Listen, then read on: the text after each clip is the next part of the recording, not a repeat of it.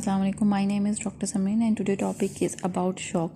तो बेसिकली अगर शॉक को देखा जाए तो ये हमारे पास एक कंडीशन है, ठीक है। Shock it is a condition, इसमें हमारे पास जो है वो सर्कुलेटरी कोलैप्स हो जाता है,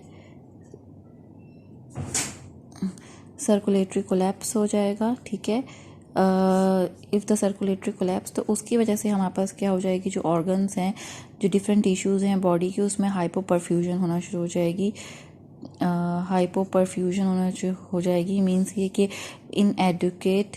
इनएडुकेट हमारे पास जो है वो blood supply, inadequate blood supply जब होगी तो इट विल कॉज, जब इनएडुकेट ब्लड सप्लाई होगी तो आरबीसीज जो होते हैं दे कैरी ऑक्सीजन। जब आरबीसीज या रेड ब्लड सेल्स ही कम होंगे बिकॉज इनएडुकेट ब्लड सप्लाई है, तो हमारे पास जो है वो ऑक्सीजन जो होगा वो डिक्रीज़ हो जाएगा। सो बेसिकली जब ऑक्सीजन हमारे पास डिक्रीज़ हो जाएगा तो ऑक्सीजन हमारे पास पता, एज यू ऑल नो कि हमारे पास ऑक्सीजन जो होता है वो एरोबिक हमारे पास मेटाबॉलिज्म के लिए ज़रूरी होता है।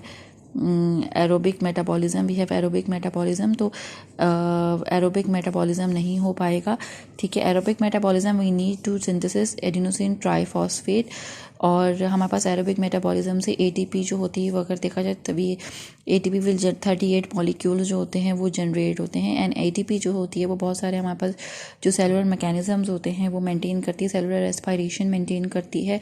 हमारे पास सेल मेम्ब्रेन पे हमारे पास सोडियम पोटेशियम एटीपीएस पंप मौजूद होता है, इसको रेगुलेट कर रही होती है। So we need adenosine triphosphate, और दीज ऑल प्रोसेस जो है वो हमारे पास माइटोकॉन्ड्रिया में एटीपी जनरेशन हो रही होती है। So as you know mitochondria जो होता है वो पावर हाउस होता है।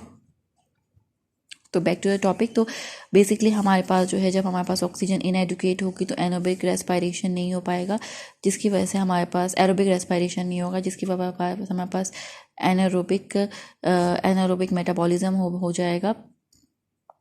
एंड ड्यू टू हमारे पास एनारोबिक मेटाबॉलिज्म जो है वो सेल्स जो है वो कार्बन डाइऑक्साइड यूटिलाइज करेंगे and then they produce lactic acid. And जब लैक्टिक एसिड प्रोडक्शन हो जाएगी तो लैक्टिक एसिड प्रोडक्शन होने की वजह से हमारे पास जो ब्लड है उसकी पीएच जो होती है वो डिक्रीज हो जाएगी। जब पीएच डिक्रीज हो जाए that will cause the metabolic acidosis. So these all are the, हमारे पास जो है वो पैथोजेनेसिस होती है। इसके अलावा जब मेटाबॉलिक एसिडोसिस हो जाएगी उसके साथ साथ हमारे पास जो है वो सिंपैथेटिक स्टिमुलेशन होगी, ठीक है। सिंपैथेटिक स्टिमुलेशन होगी ताकि जो है वो वेसो कंस्ट्रक्शन हो, ठीक है, वेसो कंस्ट्रक्शन होगी। एंड इसके अलावा हमारे पास अगर माइक्रो वेस्कुलर देखा जाए तो हमारे पास जो एंडोथेलियल सेल्स होते हैं, एंडोथेलियल सेल्स की डिस्ट्रक्शंस हो जाएंगी, क्योंकि वहाँ पर हमारे पास जो है वो कॉम्प्लीमेंट सिस्टम की एक्टिवेशन होगी, कॉम्प्लीमेंट सिस्टम की एक्टिवेशन हो जाएगी। प्लस हमारे पास जो है माइक्रोथ्रोम्बाई जो है ये डैमेज कर देंगे एंडोथेलियम को। जब एंडोथेलियम के डैमेज करेंगे तो हमारे पास इंटरस्टिशियम में जो है वो फ्लूइड अक्यूमुलेट होना शुरू हो जाएगा and it will cause the oedema, fluid accumulation होना शुरू हो जाएगी। तो ये फर्दर जो होती है वो ये जो पैथोजेनेसिस है ये फर्दर जो बॉडी की जो कंडीशन है उसको डिटोरिएट करती है। तो अगर कॉजेज़ तो देखा जाए तो वी हैव, अगर कॉजेज़ देखा जाए हमारे पास शॉक की, तो हमारे पास अगर दो सिम्पल्स उसमें देखा जाए तो सबसे पहले जो कॉजेज़ ऑफ शॉक में अगर हम देखा जाए तो सबसे पहले फर्स्ट वी हैव जो है हमारे पास डिक्रीज कार्डिक आउटपुट है, यानी कि जो कार्डिक आउटपुट है जो हमारे पास लेफ्ट वेंट्रिकल से जो ब्लड इजेक्ट हो रहा है वो डिक्रीज है, ठीक है ना। तो इसकी सूरत में हमारे पास, या फिर किसी भी सूरत में जो हार्ट जो पंप कर रहा है वो less amount of the blood pump कर रहा है टुवर्ड्स द बॉडी। तो ये हमारे पास सबसे पहले, अगर हमारे पास कोई रोड ट्रैफिक एक्सीडेंट होता है जिसकी वजह से हैमरेज हो जाता है, यानी कि अक्यूट ब्लड लॉस होता है, तो उसकी वजह से भी हमारे पास जो है वो डिक्रीज जो है वो कार्डिक आउटपुट होगा।